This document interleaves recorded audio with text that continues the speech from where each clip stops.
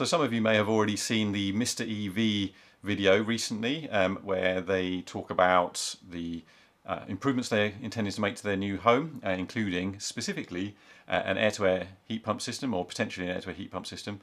Now, a lot of you who may watch the Mr. EV channel probably already know Flaviana and Andrew have some very interesting discussions, and this was no exception. So we wanted to actually address a few points that Flaviana made, some very good points, admittedly, when they were talking about air-to-air in particular, because if you watch our channel, you know that we've got an air-to-air heat pump system, which we're very happy with. And yeah, we wanted to respond to some of her comments with our own perspective, I guess. I think having had the our heating system, our air-to-air, for several years, we've gone through 3 winters. Yeah, this is our the third winter with it yeah. now. So we just thought maybe we could just sort of add a little bit to it, because I think a lot of the things she raised, as Tim says, they're really, really good points and things that a lot of people worry about. Yeah, so we thought maybe we could help add a little bit of extra context to some of the things she was saying. And I did actually ask Andrew if they would be okay with us doing this, and he was very supportive, so that's great. So what we're going to do, we've got our laptop in front of us here. You obviously can't see that, but we're going to play parts of the video, specifically the first part, where they're talking about this particular part of the home improvements that they're intending to make. And I'll pause it at various points, and Kat and I will just give our opinion on what they just said. So, and drink some coffee. And drink some teas and coffees. I've got my tea over here. I'll be drinking that while we watch the video. So yeah, shall we start it off? Yep. Roll it. All right. Let's do it. I'm going to hit play. Anyway, so that's going to help. But just on the costs thing. So I've got a friend called Tim. He's got a YouTube channel as well. And his energy bill for 2024 in his video released today was £276. So we pay in 10 days for electricity what he spends in a year, because he's got solar panels. But the question is, how much did he spend in solar panels and battery? I'll put on screen how much he spent on solar panels and battery. Because that's the question. Because, you get the solar panels, you get the battery, you get this, you get the heat pump, blah, blah, blah, blah, blah, blah. But all of that is money. Had you spent 30,000, then how long does it take for you to repay this investment? For us, at this rate, it would take 2 years. But no, it's not. I'm just joking. We would have to Probably do a calculation. Because if you're saying 300 a month, so what is it? 3,600 a year. Yeah. 3,600. So it would take us 10 years to get back the 30,000 investment. If we got a heat pump.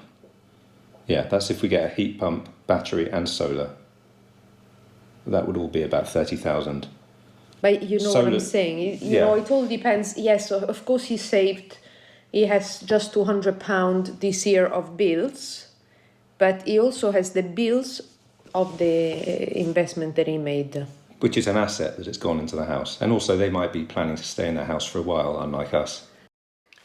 So, a lot to unpack there. As Andrew showed, we've spent about 27,000 on all of our kit.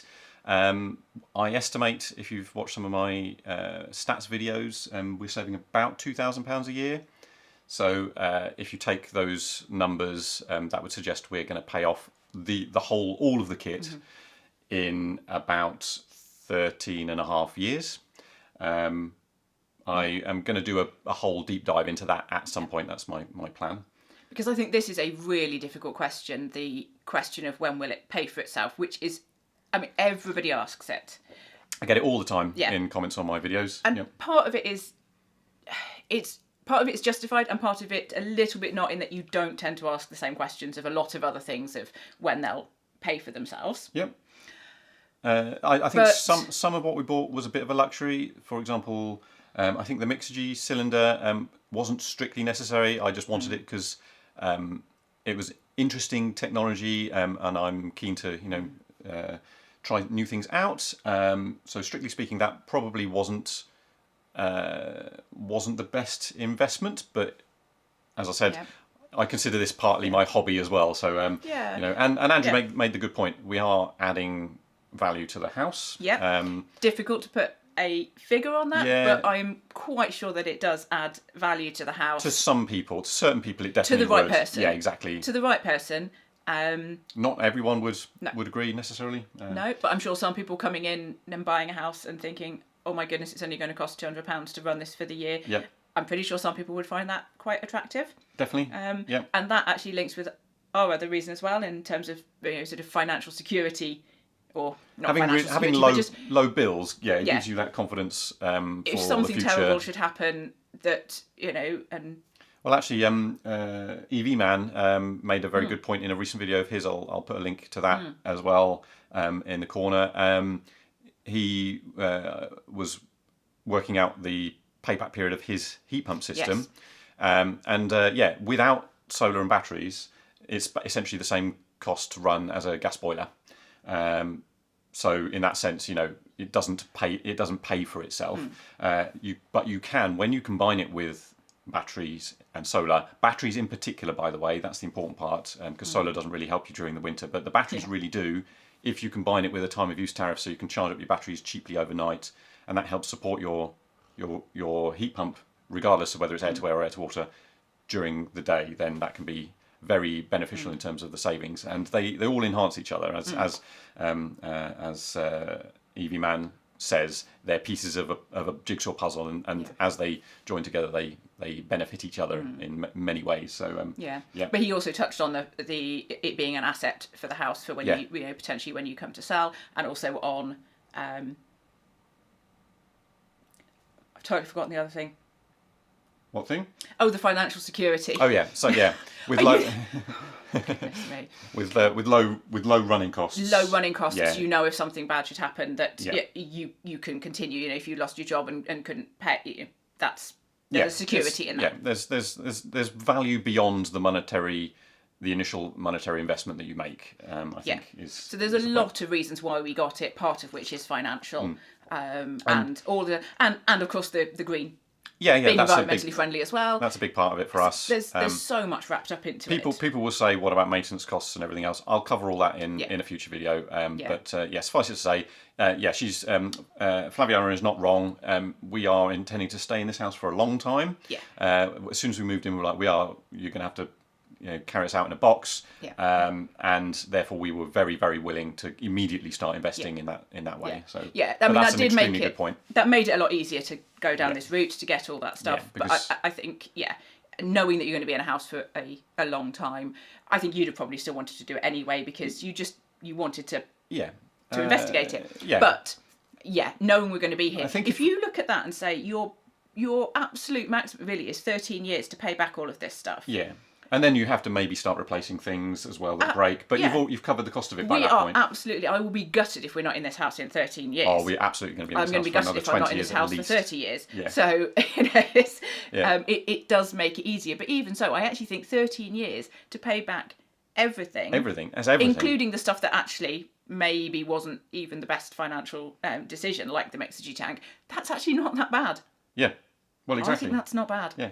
And if you replaced your gas boiler with a new gas boiler, that's not going to pay for itself. Whereas ours will pay for itself. Yes. At some point, eventually, because it should last at least that long. So great. Anyway, well, let's carry on. Probably enough on that, but it's always a hot topic, isn't it? Yeah. Exactly. That's the whole thing as well, because we move every 3 years. Well, if you are in your forever home, then it makes sense. So do whatever you need to do. Yeah. But if you're not convinced, and I'm never convinced on any houses I get, then it doesn't make any sense for us to put that amount of money in a house. So Tim and Kat, the channel is called Tim and Kat's Green Walk, if you want to see it, and I highly recommend it. It's brilliant. Is it also a husband and wife? Yes, it is. Yeah. Why are you recommending the competition? They're not the competition. They're nice. What do you mean they're not the competition? Competition. We're definitely not the competition. I don't think we're the competition. I definitely don't see us as the competition. No, I don't think anybody can really compete with Flaviana and Andrew. So absolutely not. Not even going to try. Yes, I think husband and wife combo. I think that's the closest. That bit, yes, I'll give them that. We can say about that really, but yes. Anyway, they've got an air-to-air heat pump, which we used to have in the old house. So that's... Oh, yeah? Yeah. The air conditioning. Yeah. They even referenced it in one of their videos because they watched our video and that... So that's the only heating they have? Yeah, I believe so, yeah. One slight addition to that, it's not completely the 100% of our heating. We do actually have electric radiators for the wet rooms. I've got a video about how I achieved that on the channel. I'll put a link to that. But we don't typically use them that much. The only one we really use is the one in our ensuite, and we use that for about an hour a day. We run that to dry the towels off overnight. In the winter? In the winter, from about September through to about March, something like that. We only run it for an hour, and we do that during the Octopus Go off-peak period, so it's super cheap, it's a very tiny contribution to the total amount of heating. The rest of it is completely the air-to-air heat pump system. And we do have 2 rooms that are not heated. Yeah, so actually the room we're in now doesn't have a unit. I cover that in the tour video, which I'll also link, but I've got more to say on that later, so we'll carry on for now. Oh, right. Yeah, but that's really cheap to run. It was never that cheap for us. It was? No, what we paid £200 to heat the house. Because they've got solar and batteries, so that's why that's so cheap. Oh, right. But for their heating is cheap anyway. Air source heat pumps are really cheap to run, and air conditioning is really good, and it's also a cheap option. If we got an air source, I wouldn't recommend it. Watch our video on air conditioning if you haven't already. We have to make a second video, but hoping that the new buyers of the house don't see it, because I don't recommend it at all. How nice is it to get heating come from air in your face? It's just not nice. I was reflecting on it earlier, and I told Gianni, how nice is it to just have a radiator to stand next to and be warmed. Imagine if I had the fan like last house. You just get strong air, because to warm up the house it needs a strong jet of air, strong air in your face, moving your hair and not heating you properly. So I would never recommending, yes, for cooling, definitely brilliant, not for heating. I'm sorry, never. Well, and yet Tim and Kat love it, you see.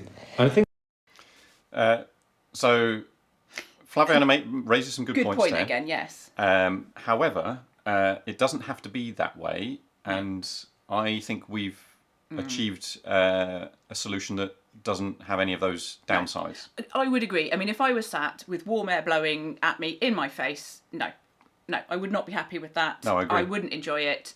Definitely agree. I wouldn't want that. So part of that is positioning of the units. We were very careful when we were planning out where to put the units to make sure that where we typically sat in the lounge, for example, the unit is off to one side so it's not blowing at us.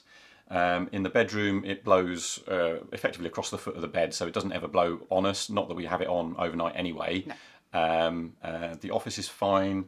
The hall, as you walk it, so the hallway one is over the door of the lounge, so you do feel it as you walk underneath it, but it's very brief. And you're literally just walking under the door. And the same is true in the bedroom one. Actually, when you walk out the ensuite, you walk underneath it, which is quite nice if you're walking naked out of the ensuite into the bedroom. You get a nice little warm air on you.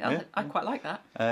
So a lot it's of the only time that I want the hot air on me. But a lot of it is down to positioning, and also the other part is you don't strictly need strong air to create warmth. It depends how you run it. So I have another video about how we run our system. We tend to run it low and slow, which means that the fan never really needs to go above the lowest setting. In fact, it typically just trickles the air in, so you never feel a strong draft or anything.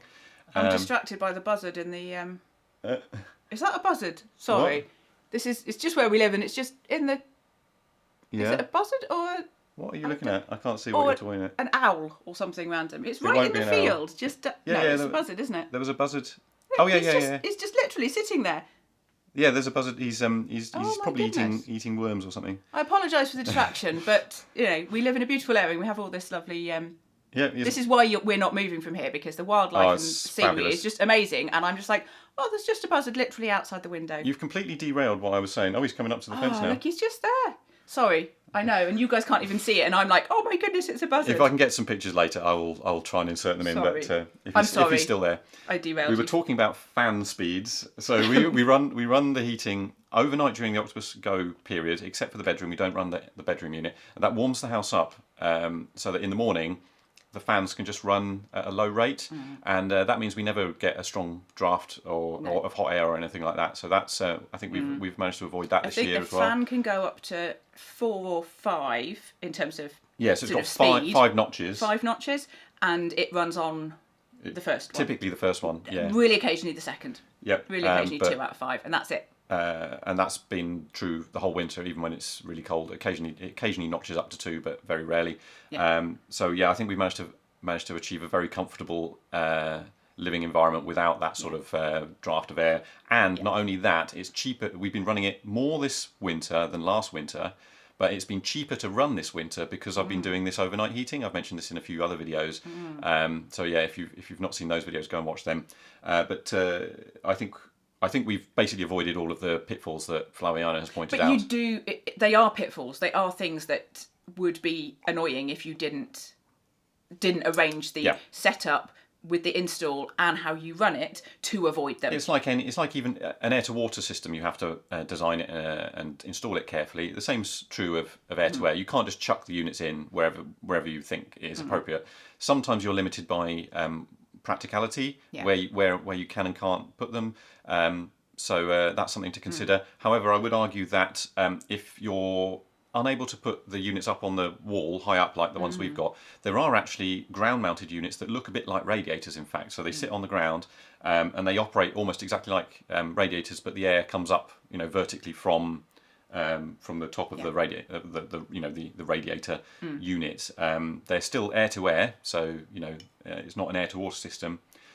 So those can be quite effective if you're planning on using them primarily for heating. They're not going to be quite as effective at cooling, but you still will be able to do them with cooling. But it's just not necessarily quite as effective as the high up units, but much more effective. Yeah.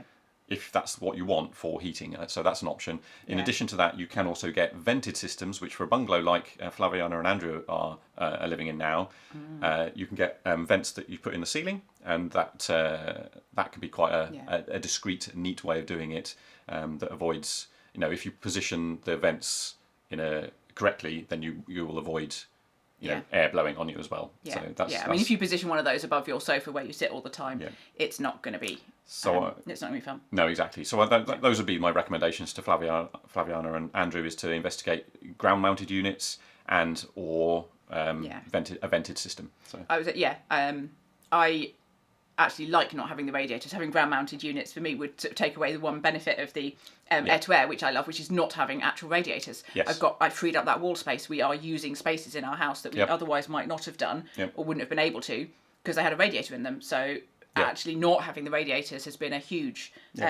plus point. I don't have a nice warm radiator to go and stand against, which I have done in the past. Again, we're now so comfortable, I don't feel the need. That's a good point. Yeah. I don't miss having a warm radiator to go and stand against. I would have thought maybe I would, and I have done that in the past, but nope, don't even miss it now. Anyway.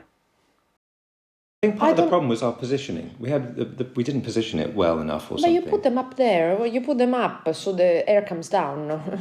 You can't put them at the bottom, but even so, maybe they are pretending that they like it. No, they're not pretending. Yes, they're pretending, like we pretended that we liked it. No, I liked it.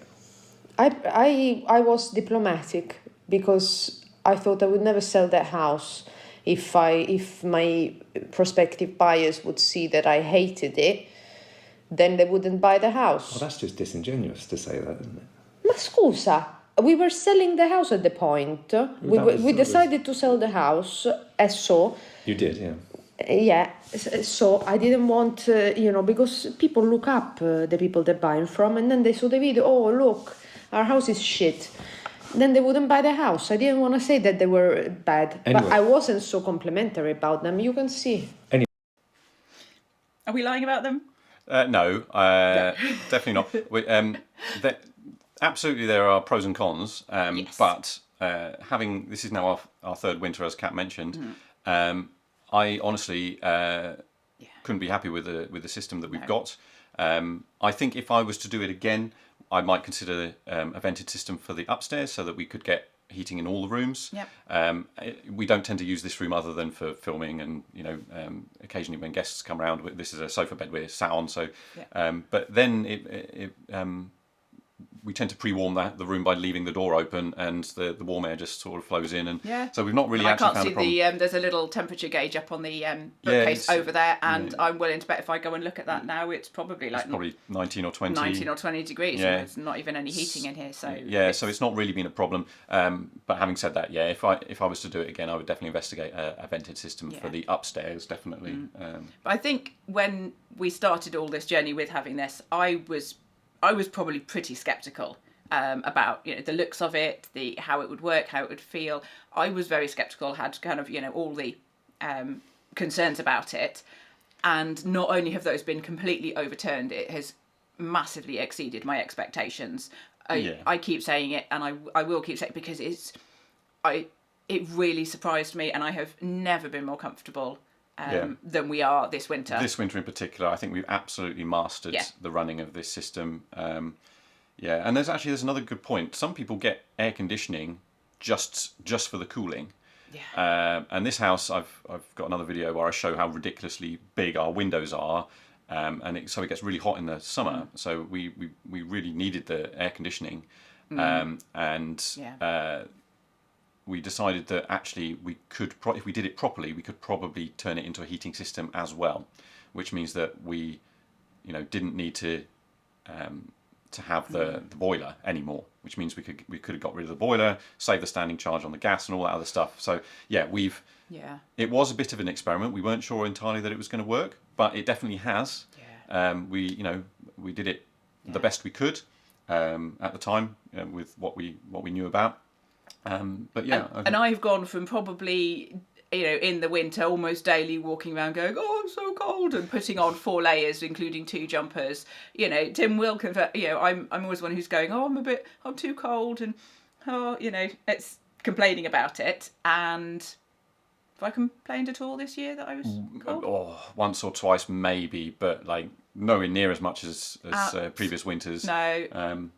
Just it's so comfortable. As I say, it has taken some getting to that, because even last winter, I would say occasionally in the evenings I might grab a blanket just to make myself extra cosy and stay really, really nice and warm. I haven't done that at all this winter. I think on average the house is about a degree warmer than it was last winter, and it's been cheaper to run. So, I have not put a 4th layer on. I don't think at any point this winter. I have not grabbed the blanket. I'm not... Actually, I'll talk about the kitchen later, but not chilly in the kitchen, and we'll come back to that one. So we're definitely not lying, Flaviana. We do genuinely really like the heating system, and I love it so much more than I thought I would. And it's an absolute lifesaver in the summer when the office in particular gets so hot. Because I work from home, Kat's basically working from home a lot of the time now. So it's an absolute lifesaver in the summer for the cooling. So genuinely love it. Yep. Anyway. There is this feeling of air blowing on you, which, like in a car, it's like being in a car and you put the heating on and it blows at you. But obviously, the higher up it is, the less you feel it. But still, it doesn't feel as cozy as radiators. And there's another really good video to watch from Heat Geek, and Heat Geek are really good, and they do a fantastic video about why they don't like air to air, and it's for those reasons. It's just not. It doesn't feel as cozy as a radiated heat. Yes. I would say it sort of depends how you run it.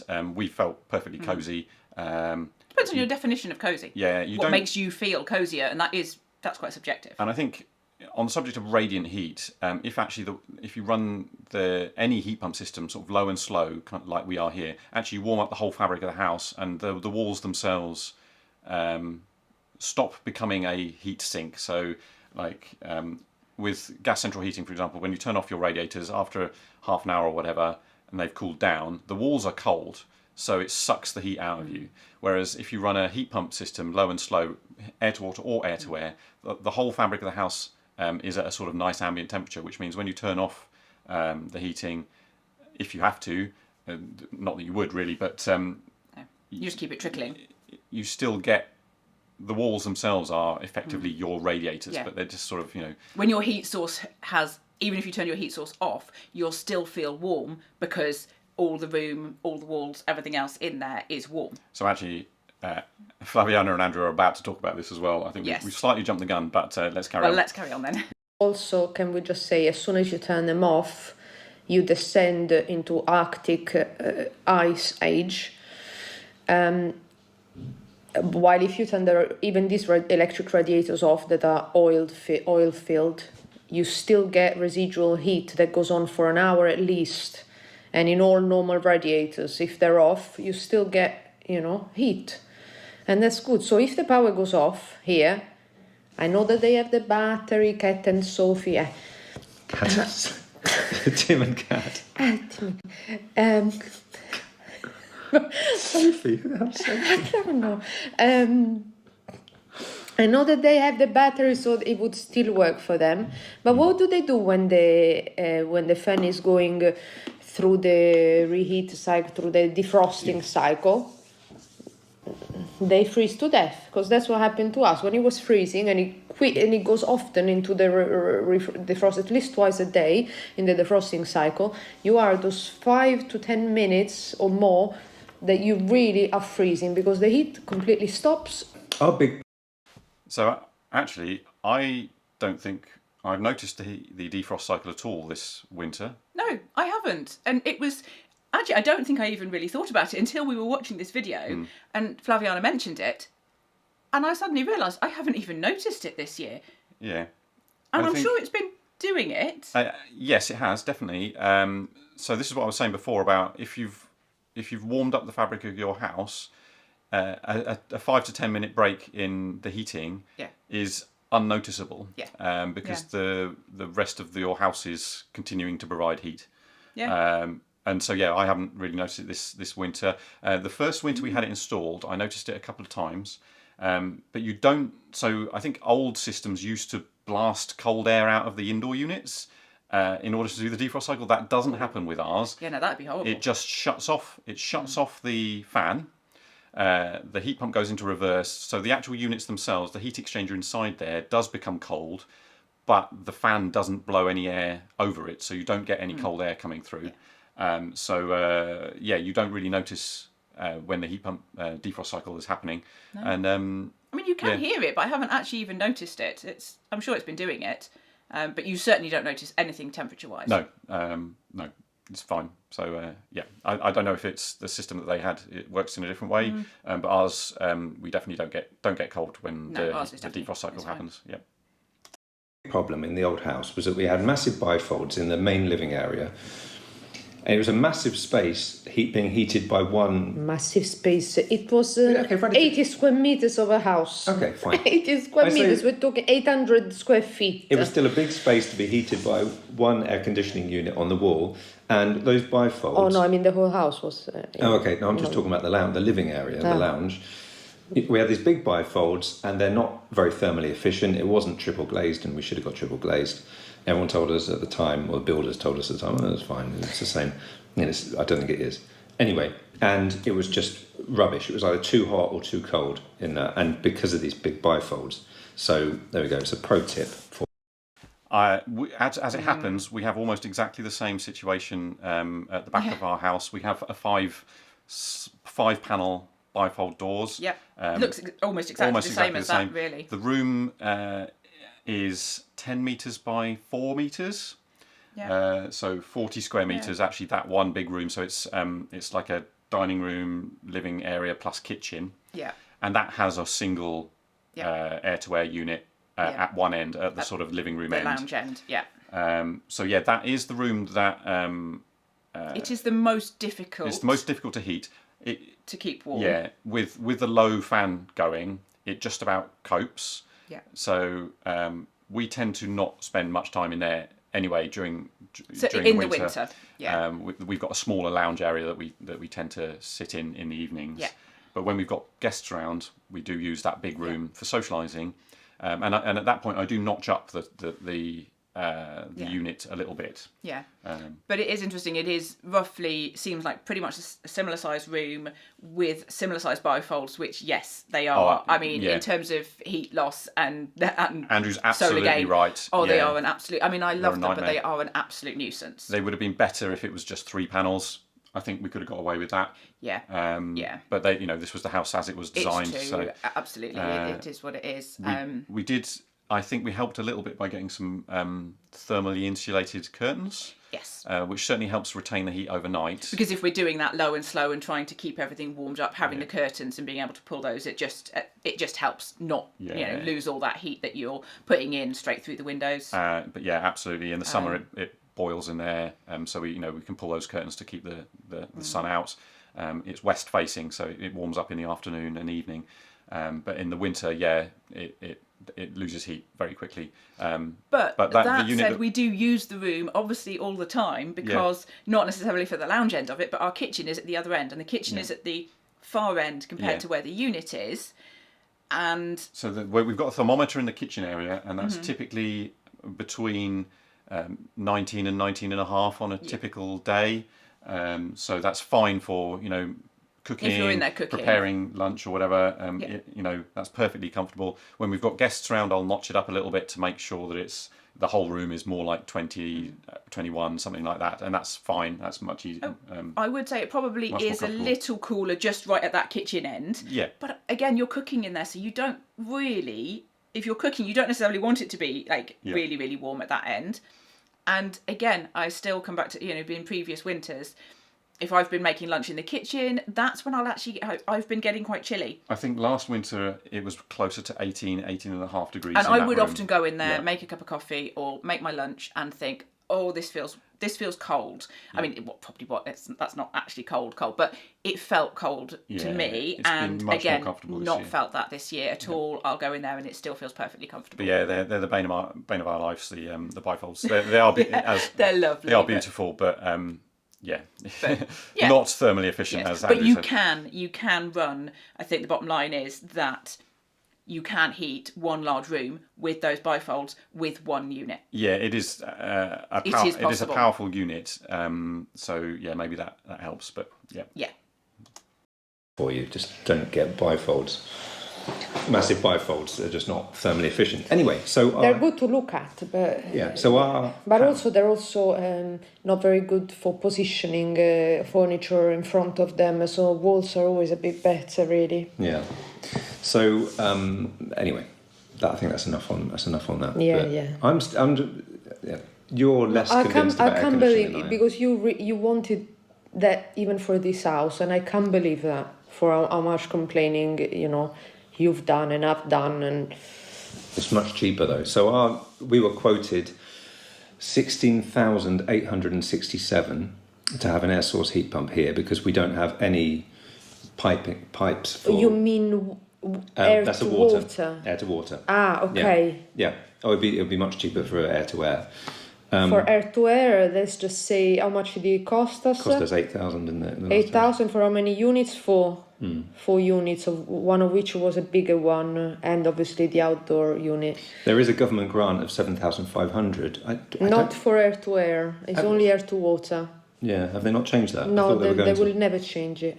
I think they might. Anyway, it's air conditioning. So anyway, Andrew's just showing the same press release that I was made aware of about potential changes to the bus grant, in particular planning changes that should make it easier to get air to water or air to air, but also it's possible in the spring that air to air may become part of the bus grant. This is I've got a video about that, so go check that out. This could be an absolute game changer. I think there are a lot of houses that maybe not suitable for air to water that might be suitable for air to air. I don't know if the grant itself is going to be as good as the 7,500 that's currently available for air to water, because as Andrew mentioned, it typically is cheaper to get air to air installed. Yeah. So it may be less, who knows, but it still might make it cheaper overall to get air to air. Yeah, there's definitely some advantages. It's probably cheaper to install. The install is not super complicated. It's less invasive. It can be. Certainly for us, it wasn't anywhere near as invasive as some of the air to water installs that we've seen. No, it was pretty straightforward. There's some advantages there, and the cooling. I think people are going to actually really start to want the cooling. Well, it's unclear exactly what the details will be, how you could qualify for that grant if you wanted air to air instead of air to water. But as and when I know the details, I will let everyone know with a video and with all the gory details. As soon as I know it, you will know it. Yes. It would cost us 9,367 based on one quote I've had. Didn't you say 16,000? Yeah, and then take off 7,500 for the grant. Oh, right. For the government grant. So 9,367 if we wanted a air to water heat pump. We could do a water source heat pump, but that's even more expensive. But it would be cool. We've got a big pond. We could do that. It's far more efficient. But it's just crazy money. To include plumbing everywhere? Yeah, 9,367 to plumb the whole place. That's very good, actually. 9,000. You were talking about spending 9,000 for the solar panels. Allora instead we do that. No, I think it's important to have the solar panels as well, though. I think the solar panels is a quicker win. Anyway, to be continued. It would, obviously, if we were staying here a long time, based on the amount we're spending on electricity, then you could say that's kind of a no-brainer if you're staying in a house for a long time. If we're just here for 3 years... No-brainer if they give you free finance. And we could have got interest-free finance from the bank to add on to our mortgage, but we've already maxed out the amount we can afford on the mortgage, so we couldn't do that. Otherwise, that would have been good. Right, talking of... So, yeah, that's a very good point, whether getting the heat pump system or solar/batteries would be more beneficial in their situation. And so we were talking, I was asking you, wasn't I? Well, okay, if you were in this situation, if you had their house and you've got 3 components that you could get the heat pump system, battery, solar panels. So you've got those 3 components. Given their situation and their bills, what would you pick? This is a very good question. A house with gas heating, I would go solar first, solar and or batteries. For their situation, because they're running on an electric heating system that's not efficient, not as efficient as a heat pump, I think actually the best savings they could make is probably to switch to a heat pump heating system. That would probably give them the best savings. And then, in addition to that, if you could then add one more item, a battery system without solar would then give you the ability to run your heat pump system very cheaply, like we do. So they would save. They would immediately save on the heating. They would drop their heating cost by to a third of what it currently is, just by going to a heat pump. And then if they added a battery as well that could be charged up overnight using their cheap overnight rate, which would then support the heating during the day, they could then halve it again. So it's just a really interesting situation. We're not telling you what to do, by the way. No, Andrew and Flaviana. No, this is. We would not dream of that, but it was an interesting. People who have interests in this, we do kind of noodle on it and think, what would we do in that situation, and that it is quite different than almost all other situations where you'd probably say get solar first, and in this instance, it's actually probably the bottom of the pile. Yes, and obviously.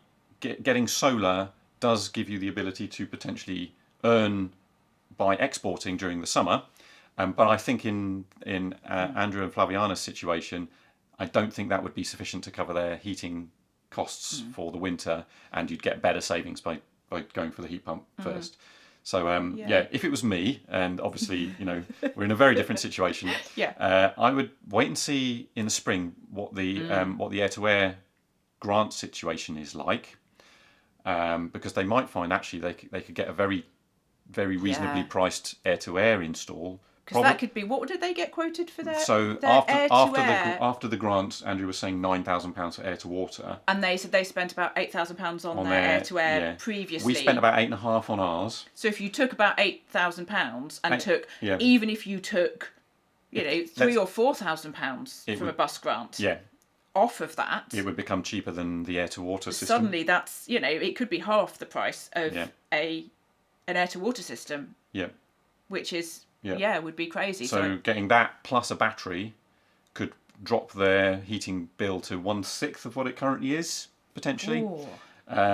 Which would immediately make such a difference for the following winter. So yeah, it really would. And so here's a question I asked you, because I thought, I don't know if this is a really, really silly question, but if you get a battery as well, because we're talking about them not staying in the house for super long and therefore maybe not even wanting to do solar. I mean, solar installation, it is quite a lot of hassle, and a battery is also probably easier as well. A battery's easy to install, yeah.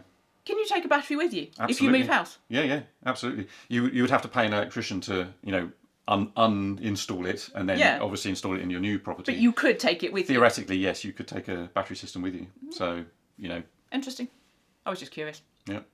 I think we've probably got to the end of what we wanted to respond to, but let's just check. Heat. Let's talk about the log burner. We did a thing. Let's not talk about the log burner. We don't need to talk about the log burner. So I think we're finished with our response. It probably went on far too long. But I think we've covered a lot of the reasons, that we really, really like the system. And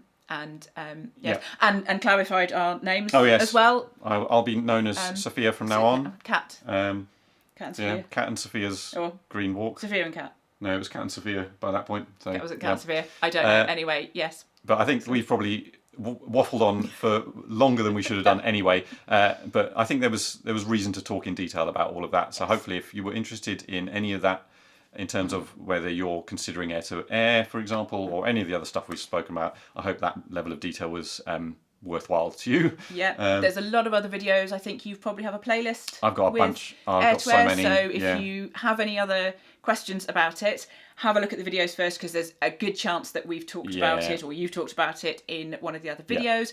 If you still can't find the answer that you're looking for, then do ask in the drop comments. a comment, and So that's it. That is it. I think hopefully Flaviana and Andrew will be okay with this video. Yes, thank you for letting us. Yeah, thank you for letting us do that. This. And we will see anyone else who wants to watch the rest of our videos in a future video. Thanks very much for watching.